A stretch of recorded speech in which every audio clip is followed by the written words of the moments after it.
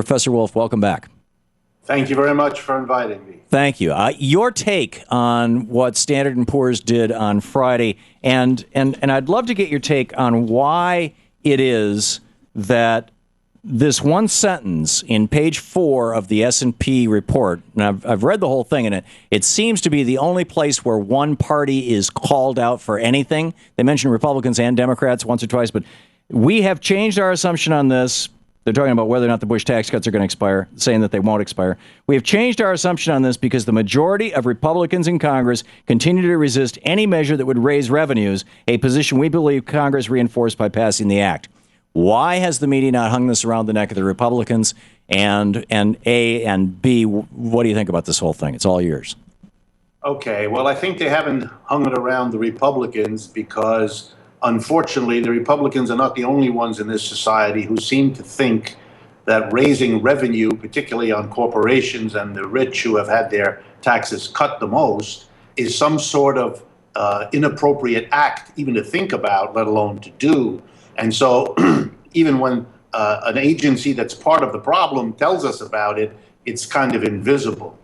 But to go back to your bigger question about the Standard & Poor, I'm a little amazed at even some of my friends in the United States and the progressive side of things for being focused in on the fact that Standard & Poor's is not the greatest company in the world. It surely isn't. That it has made terrible mistakes in the past. It surely has. But that's really not terribly relevant to evaluating what they said this time. And what they said is a perspective that is perfectly reasonable and is already shared and has been shared by almost everybody else who does this kind of thing. And that runs as follows. The United States government budget is being looted.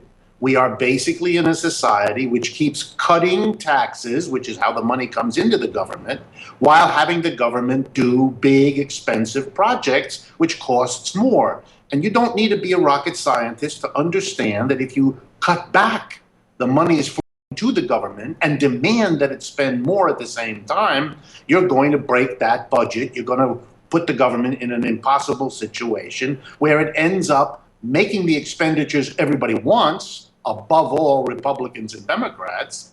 And since it can't raise the money by taxes, it goes and borrows. Let me give you just very concrete. The 3 big items in the last 10 years that have broken the budget. Number 1, massive tax cuts on corporations and the richest Americans starting shortly after the year 2000, basically with the Bush administration. Number 2, the decision around the same time to make a war on terror, whatever exactly that means, all around the world, 4 very expensive interventions in Iraq, Afghanistan, Pakistan, and now Libya, costing a fortune. Yeah, and finally, tripled our Pentagon budget. Right. And finally, when our private capitalist system melts in 2007 and 2008, Republicans and Democrats, who both voted for the tax cuts back in the year 2000, 2001, who both voted for the escalations in military expenditure, fell all over themselves to throw trillions of dollars at banks, insurance companies, and large corporations to, quote unquote, stimulate us back into a healthy economic system.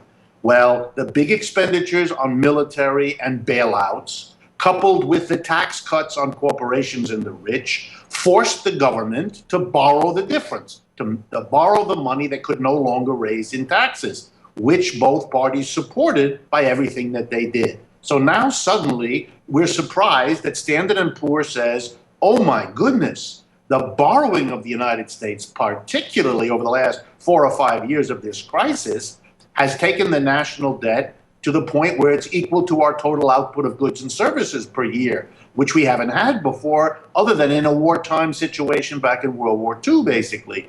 So that's a bad sign.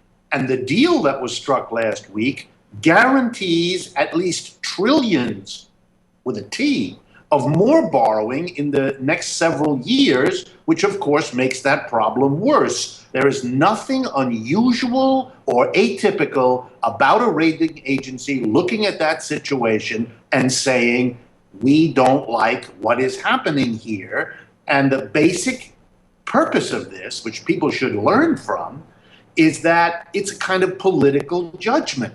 The more the United States government borrows, the more it has to spend paying the money back, or even if it doesn't do that, paying interest to the folks who have lent the money, who tend, of course, again, to be the rich and the corporations and several important foreign governments. And if you keep borrowing, your interest costs will sooner or later rise, and then you get that problem. The government is going to have to take taxes paid by the American people and use more and more of them to pay the creditors. That's $1 for the creditor that's not available to help your kid go to college on a Pell Grant, not available for Social Security and Medicare and Medicaid, not available to help cities and towns not have to savagely cut the things they do for us. And sooner or later, and this is the real point of the Standard & Poor decision, sooner or later, creditors have to worry that there will be a rise up of angry people saying, in America, we don't want our taxes to keep being used for the creditors, the rich, the large corporations, and the foreign governments. Which it seems to be what we're seeing in London right now. Absolutely. And it's what we see in Greece, and it's what we see in Portugal. Those countries' credit ratings were lowered for the exact same reason. They were borrowing sums of money that meant their governments would have to impose austerity on their people to free up the money that used to be used for hospitals, schools, highways, and instead ship it off to foreign creditors in the main, or to the richest people in their own society. And that's not politically sustainable in those countries, and it's not sustainable here. And so creditors are being told by Standard & Poor, watch out.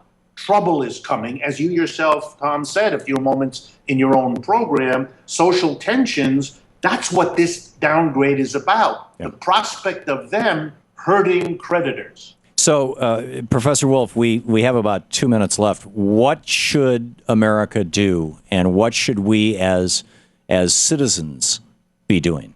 Well, the first thing we should recognize is if we want to avoid all of the trouble being created now and signaled down the road, we have to, among other things, get the budget of the United States government into some kind of less credit dependent, less debt, etc. And that means not being silly by deciding you can only do that in one way. There are two ways to improve the budget: increase the revenue and decrease the expenditures.